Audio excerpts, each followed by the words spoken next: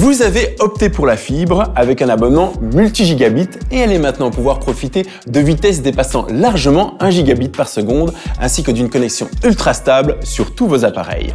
Dans cette vidéo, on vous présente les différents appareils que le technicien va installer chez vous et ce à quoi vous devez faire attention pour profiter de ces vitesses. Concernant ce nouveau matériel, nous sommes avec Mohamed. Mohamed, bonjour. Bonjour Charles.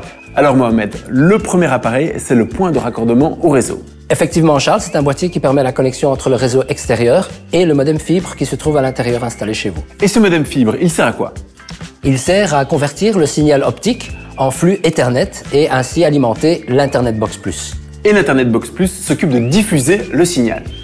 Tout à fait, donc c'est un boîtier qui va permettre de diffuser le signal via le câble ou via le Wi-Fi, partout où c'est nécessaire. Et si on en a besoin, on peut étendre le signal Wi-Fi en utilisant des Wi-Fi boosters. Effectivement, donc on peut se servir des Wi-Fi boosters pour étendre le signal Wi-Fi et également y raccorder une TV Box. Voilà pour le matériel qui vous permettra de bénéficier d'une super connexion. Il reste néanmoins encore quelques trucs et astuces, notamment le câblage. Le Wi-Fi c'est bien, mais câblé c'est encore mieux. Un réseau câblé permettra d'avoir des vitesses supérieures au signal Wi-Fi. Concernant les câbles, sinon ce serait trop facile, il existe plusieurs catégories de câbles. Tout à fait. Le câble de catégorie 5E est utilisé le plus fréquemment. Mais l'idéal, ce serait d'utiliser un câble de catégorie 6A. D'ailleurs, vous les reconnaîtrez ici, il s'est inscrit sur le câblage ici, donc 6A. Et donc, si on ne peut pas câbler partout, eh bien, le Wi-Fi Booster reste la solution. Ce Wi-Fi Booster nécessite une bonne connexion avec l'Internet Box Plus. Il y a deux possibilités pour pouvoir connecter ce Wi-Fi Booster. Premièrement, on peut le connecter via le signal Wi-Fi. Et deuxièmement, on peut le connecter également avec un câble Ethernet. Et comment savoir si le Wi-Fi Booster est bien placé?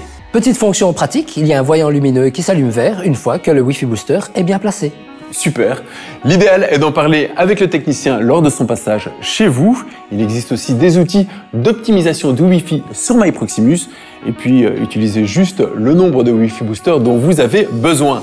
On le sait bien Mohamed, les besoins en matière de vitesse et de stabilité varient considérablement en fonction des appareils et de leurs utilisations.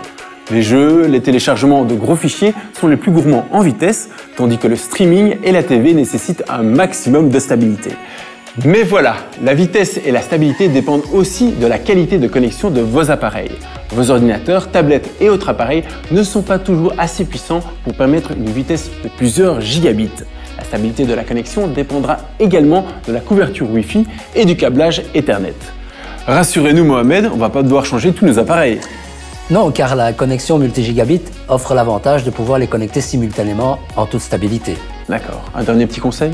Oui, utilisez toujours le Wi-Fi Booster de Proximus, car nous l'avons spécialement optimisé pour garantir les meilleures performances.